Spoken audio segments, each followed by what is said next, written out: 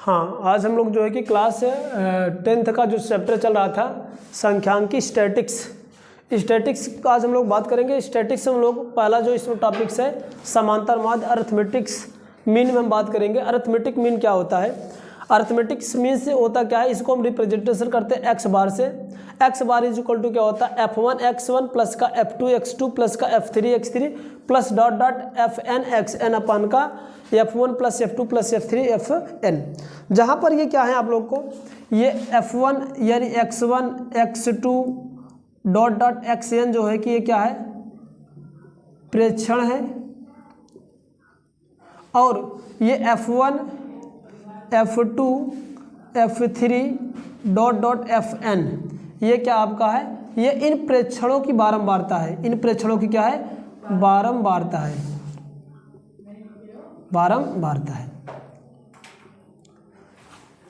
अगर इसको हम इस समांतर माध्य को लिखना चाहो तो x bar is equal to क्या होता है, इसको लिखना चाहें समेशन फॉर्म में लिख रहे हैं। Summation n is equal to कहाँ से, 1 से लेकर कहाँ तक है, एन तक। तो summation n is equal to 1 to n क्या, f of n x n upon का क्या होगा, एफ ऑफ एन होगा।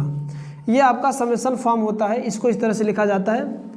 तो इस तरह से ये फार्मूला आपका समांतर माध्य का होता है। अब ये कैसे निकाला जाता है, इसको हम एक एग्जांपल के थ्रू आप लोग को समझाने का प्रयास करेंगे, ठीक है ना। एक एग्जांपल हम लोग लेते हैं इसके लिए।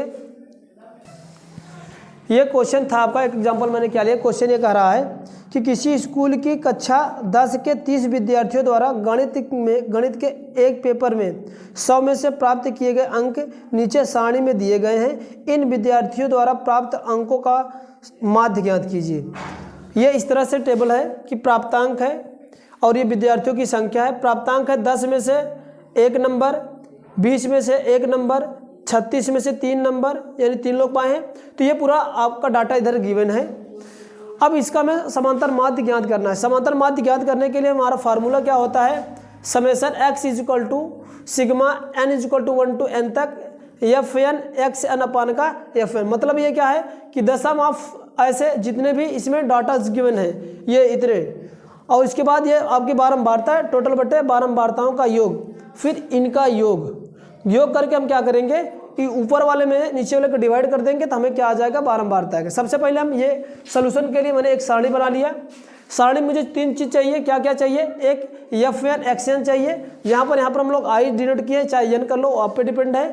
तो ये एक्स आई का मतलब है क्या आपका प्राप्तांक, ये प्राप्तांक हो गया। और एफ आई मतलब विद्यार्थियों की संख्या।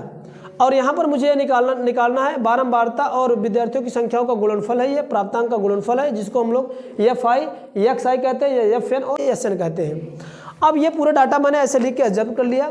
करना क्या हमें सबसे पहले इनका सबका डाटा ज्ञात करना है, यानी F1 से लेकर के कहाँ तक, Fn तक जितने भी हैं सबको योग करना है। तो इसको हम लोग क्या बोलते हैं, नीचे वाले कॉलम में आप लोग ऐसे 3 कॉलम को डिवाइड करोगे। पहले में आप लोग यानी प्राप्तांक लिखोगे, दूसरे में बारंबारता लिखोगे, थर्ड वाले में बारंबारता और प्राप्तांक का गुणनफल इसमें करते जाओगे। इनको सबको जोड़ना है, तो जोड़ोगे तो आ जाएगा हमारे पास ये F1 F2 F3 आएगा। ये F1 F2 F3 ये सब हैं, इनको जोड़ोगे तो F1 F2 F3 आ जाएगा। इन दोनों का गुणा करके इसमें रखोगे, सबके सामने रख के फिर इन सबको जोड़ोगे तो ये आ जाएगा हमारे पास, ये जो F1 XI plus F2 XI है ये सारा का सारा आ जाएगा। तो चलो हम एक एक करते हैं फटाफट गुणा। इसका गुणा यानी ये फाई XI निकालने के लिए इन दोनों का मल्टीप्लिकेशन करो। 10 में 1 का गुणा करोगे कितना आ जाएगा आपका 10। 1 का गुणा 20 में करोगे कितना आ जाएगा 20। फिर 3 का गुणा 36 में करोगे, 36 18 के 8 हासिल लगेगा 1, और 3 3 का 9 का 10, 108 आ जाएगा। इसका गुणा करोगे 40 में 4 का गुणा करोगे तो आ जाए क्या, मैं यहाँ पर ऐसे गुणा करके थोड़ा सा और डिटेल में लिख दे रहा हूँ। चलो गुणा करके ये 10 का गुणा 1 करोगे तो कितना हो जाएगा 10। फिर इन दोनों का गुणा करो, 20 का गुणा 1 में करोगे तो आ जाएगा कितना आपका 20। फिर इन दोनों का गुणा करो, 36 में 3 का गुणा करोगे तो आ जाएगा 108। गुणा करते बताना जाना भाई। 4 का गुणा यानी 40 गुणे 4 करो तो आ जाएगा 160। फिर 3 का गुणा 50 में करो, यानी 50 गुणे 3 तो आ जाएगा 150। फिर क्या करना, 2 का गुणा 56 में करो, 2 गुणे में 56 करो कितना आ जाएगा 112। हाँ गुणा करके बताना भी 112 आ जाएगा, ठीक ना। चलो अच्छी बात है। अगला 60 में 4 का गुणा करो, 60 गुणे 4 6 चौके 24 ना ये। फिर 4 का गुणा 70 में करो, यानी 70 गुणे का 4, 7 चौका 28, क्यों ना, 1 का गुणा 72 में करो, यानी 72 गुणे का 1, तो एग्जैक्ट क्या हो जाएगा आपका 70 का 2, फिर 1 का गुणा 80 में करो, 80 गुणे 1 दैट इज इक्वल टू आपका 80 आ जाएगा। फिर वही 88 का गुणा 88 मल्टीप्लाई बाई 2, तो गुणा करोगे कितना आएगा 6 और 8 दूनी 16 17 176। फिर इसका गुणा इसमें करो, 92 गुणे क्या हो जाएगा 3, तो ये क्या आ जाएगा 276। फिर क्या हो जाएगा इसका गुणा इसमें कर दो, 95 गुणे 1, तो दैट इज इक्वल टू 85। अभी मेरे पास क्या मैंने निकाली, ये निकाला, देखो ये F1 xi ये पहला है, दूसरा ये F2 x2 ये है, ये F3 x3 ये है, ये F4 x4 ये सब है। इन सबको क्या करना, अब हमें सम निकालना, जोड़ निकालना। पहले इन सबको जोड़ लो।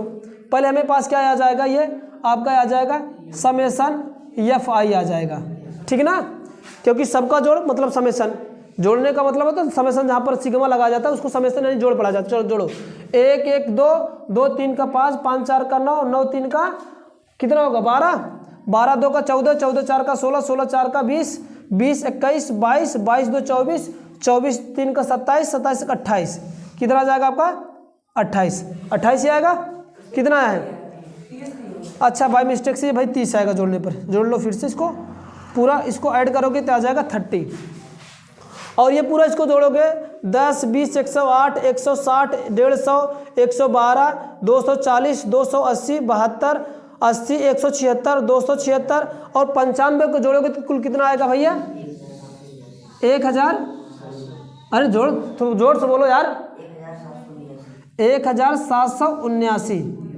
ये आ जाएगा।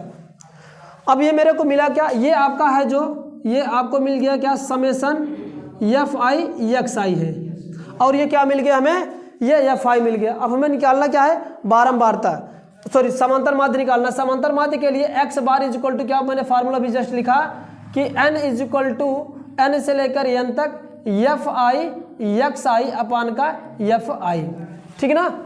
हमें या Fi xi की वैल्यू मिल ही गया ये वाला, तो ये आ जाएगा यहाँ पर पुट अप करो value, x bar is equal to 17,000 यानी 1779 ना 1779 अपान का ये फाई कितनी वैल्यू आएगा 30 आ गया है ना, तो 30 इन दोनों को डिवाइड कर दो इसमें, x बार क्या आ जाएगा, 3 से काटते हैं, इसको काटो 3 छक 18, सॉरी ज़्यादा हो गया 3 छक 18 3 पचे का 15, बचे कितना 2, इसके साथ आगे 27 हो गया, इसके बाद 3 7 21 3 8 24 3 9 27, ये पूरा 3 9 27 हो गया, और ये क्या बच जाएगा 3 त्रिका का 9 ना, बटे क्या आपका 10, क्योंकि 30 इसको काटोगे 10 बार जाएगा ना। अब ये 10 एक अंक जाकर दशमलव लगा देगा, तो x bar is equal to क्या बन जाएगा 5.9.3, ये आपका इसकी समांतर माध्य आएगा, ठीक ना। किसी कोई दिक्कत इसमें, कुछ किया गया नहीं है, जो आंकड़ा दिया था xi Fi लिखे, दोनों का मल्टीप्लिकेशन करके यहाँ पर लिखे, ये Fi वाला पूरा जोड़ लिए और ये Fi x वाले पूरा जोड़ लिए, जोड़ने के बाद क्या किया Fi xi में ये Fi से डिवाइड कर दिए, तो जो आगे आपका रिजल्ट आ गया, ठीक ना।